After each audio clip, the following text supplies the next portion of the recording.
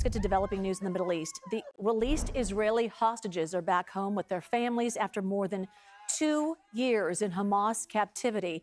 President Trump helped broker the peace plan. He received a standing ovation at Israel's parliament and called the moment the historic dawn of the new Middle East.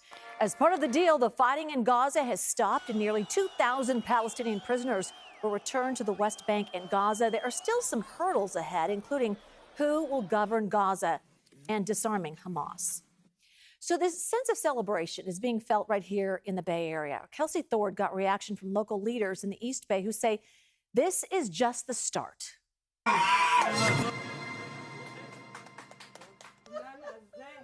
Reaction continues to pour in as the peace plan between Israel and Hamas enters a hopeful first step.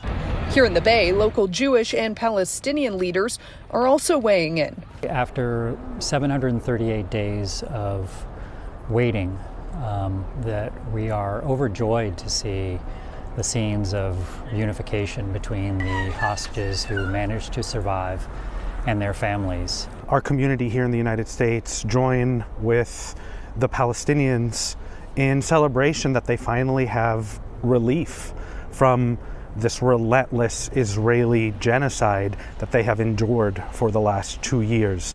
Seth Brisk is the regional director for AJC, the American Jewish Committee. He says they are, of course, ecstatic that the remaining living Israeli hostages were returned, but also still want all the hostages who died in captivity to be given back. We hope that those families do have that measure of comfort that they can gain from reuniting with their loved ones, even in death. Mohammed Sheikh is the organizing director of the Arab Resource and Organizing Center.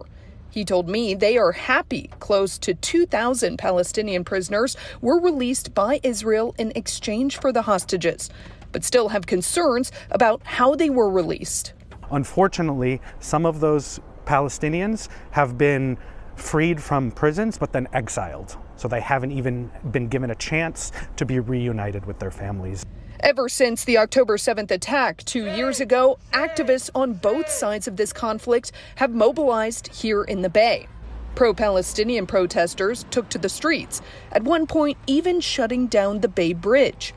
Jewish leaders have advocated for more protections from the government as acts of anti-Semitism spiked. Now that a peace plan has taken effect, both sides hope the tension can simmer down. While they both still have different ideas about how this conflict should fully resolve, they both acknowledge this peace plan is just the beginning. It is an opening for us to continue to advance the demands for an end to U.S. military aid, for Palestinians to have dignity, to have self-determination, to have rights like everyone else. In many respects, the end of this conflict is the sign of the victory of democracies and democratic ideals over those of repression and terrorism.